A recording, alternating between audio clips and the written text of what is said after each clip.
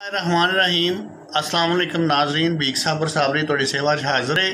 तुहाडे अपने पंजाबी चैनल दे नाल एक गज़ल लैके हाज़र होया कि लेखां दे विच तंगी रह गई, लेखां दे विच तंगी रह गई, जान सूली ते टंगी रह गई। लेखां दे विच तंगी रह गई, जान सूली ते टंगी रह गई।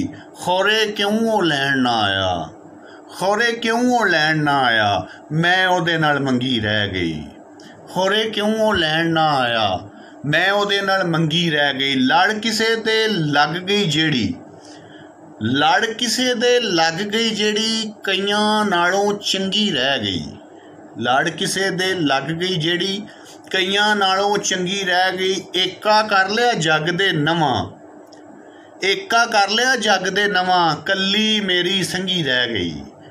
एका कर लिया जग दे नवां, कल्ली मेरी संगी रह गई।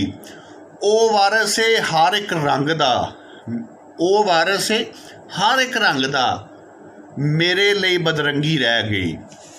ओ वारस है हर एक रंग दा, मेरे लिए बदरंगी रह गई। मेरे कोल निशानी ओदी, मेरे कोल निशानी ओदी, साडी पिछली लंगी रह गई। मेरे कोल निशानी ओदी, साडी पिछली लंगी रह गई।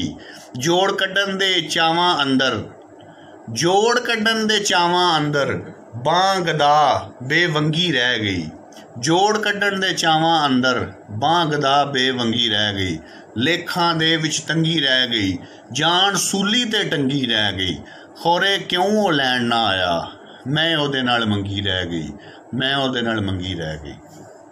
उम्मीद करना कि तुहानूं गज़ल पसंद आई होवेगी। पसंद आवे तो लाइक करो, शेयर करो संगियां दे नाल, ते चैनल नूं सबसक्राइब करो, बैल आइकन भी दबाओ ताकि हर नवीं आने वाली वीडियो का नोटिफिकेशन तुहाडे तक पहुँचे। इहदे नाल ही बीक साबर साबरी नूं इजाज़त दिओ। रब राखा।